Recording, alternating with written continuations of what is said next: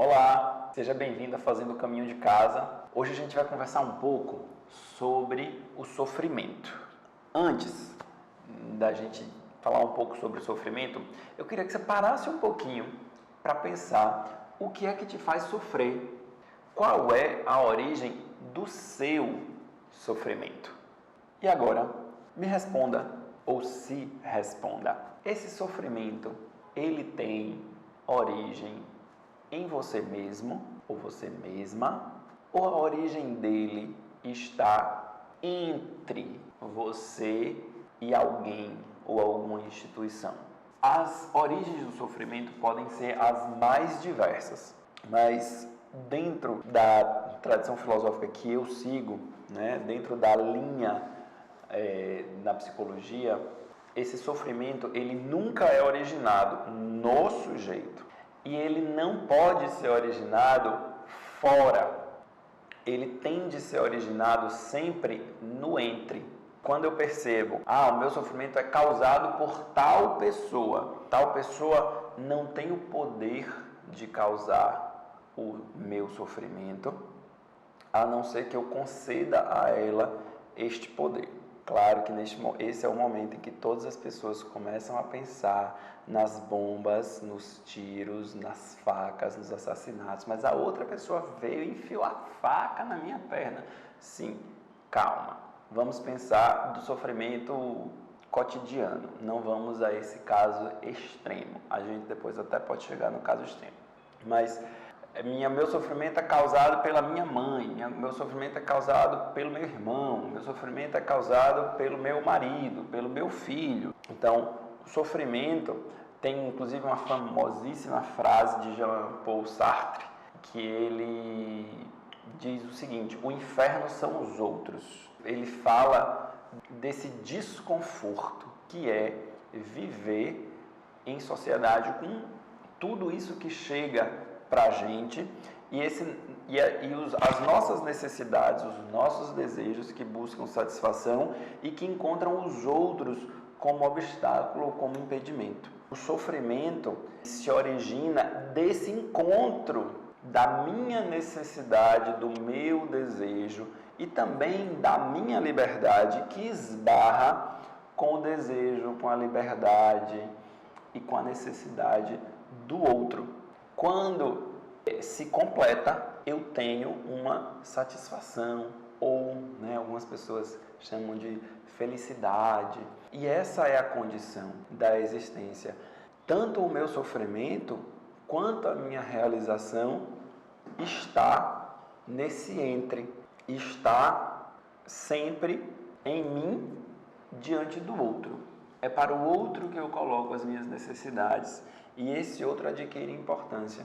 Essa importância que eu dou é o que, de certo modo, define o meu sofrimento e a minha felicidade. Reduzir a importância de outros específicos, não do outro, como um outro generalizado, mas reduzir a importância de um outro específico pode, de certo modo, ampliar as minhas possibilidades de satisfação, o que significa também dizer diminuir a minha fonte de sofrimento. Se eu quero alguma coisa e essa coisa eu só quero receber de fulano de tal, eu coloco fulano de tal como uma condição de satisfação da minha necessidade.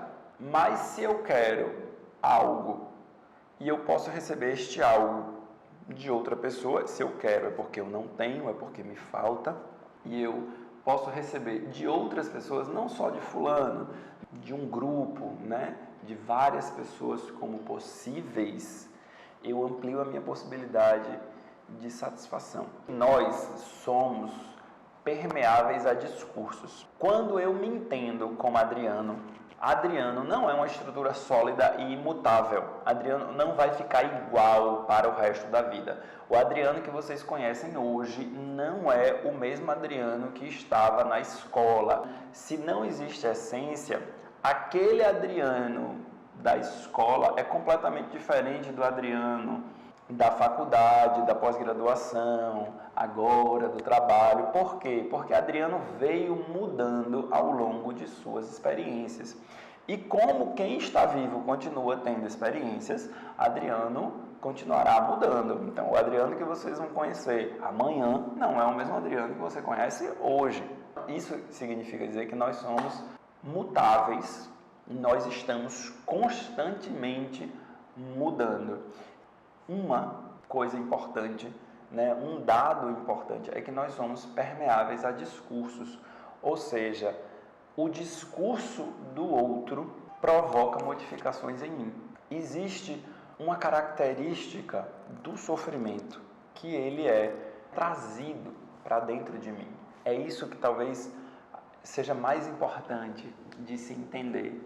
É que o sofrimento que eu vivo no meu corpo, ele não é meu, apesar de ser percebido como meu. Ele é a interiorização de um conflito externo. Ou seja, eu trago discursos para dentro de mim que não se alinham com outros discursos que eu carrego dentro de mim. Vamos dar um exemplo para melhorar esse entendimento? Alguém que é gay traz para dentro de si um discurso homofóbico. Então eu tenho um conflito. Esse conflito é vivido internamente e causa sofrimento ao sujeito.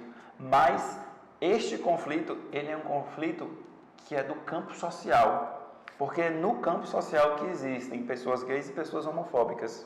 Então, você compreende que o sofrimento, ele é fruto desse encontro? Ele é fruto de um conflito?